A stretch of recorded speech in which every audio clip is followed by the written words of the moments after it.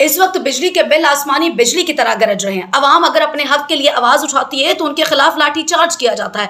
अगर हालात यही रहे तो सूरत हाल खुदा न खादसा इनकलाब फ्रांस जैसे किसी बड़े सानहे पर मुंतज हो सकती है। मशहूर फलसफी और बोरेख अपनी किताब हिस्ट्री ऑफ हीरोज में लिखते हैं कि फ्रांस की मलिका मैरी ने जब लोगों ने भूख के लिए, रोटी के हक के लिए एहतजाज किया तो उसने तनकीदन लोगों का मजाक उड़ाते हुए कहा कि अगर इन्हें रोटी नहीं मिलती तो ये केक खा के गुजारा क्यों नहीं कर सकते।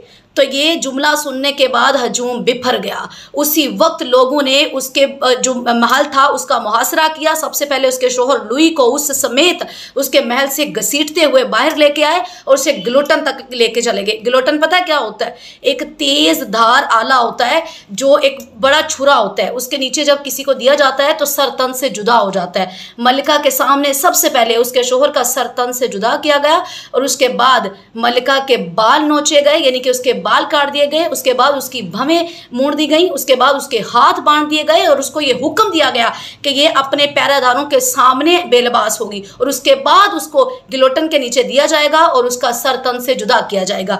और फिर बिलाखिर 16 अक्टूबर 1793 में 12:15 पे उस मलिका का सर तन से जुदा कर दिया गया और वो आखिरी वक्त तक ये मुआफ़ी तलाफ़ी मांगती रही। लेकिन चूंकि हजूम बिफर चुका था और उसके बाद लोगों ने उसके सर के साथ उसके सर का फुटबॉल बनाया और घंटों तक उसके सर के साथ खेलते रहे। ये पेट की भूख है, ये वो तड़प है।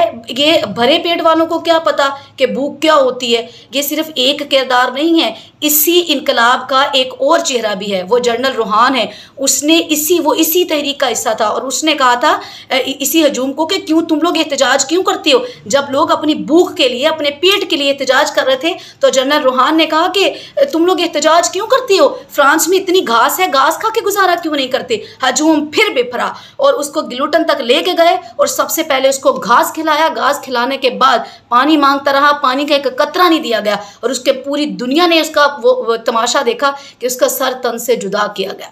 ये वो किरदार हैं कि जब इंसान पेट से भर के जो होता है वो किसी किस्म की कोई आगे कुछ इंसान को नज़र नहीं आ रहा होता। और अगर यहाँ पे सूरत हाल कोई ढकी छुपी नहीं है, आवाम अगर अपने हक के लिए बाहर निकलती है तो उसके ऊपर लाठी चार्ज होता है, पकड़ धक्कड़ होती है, महंगी बिजली है, गैस है, अशिया खुरानोश की कीमतों में इजाफा है।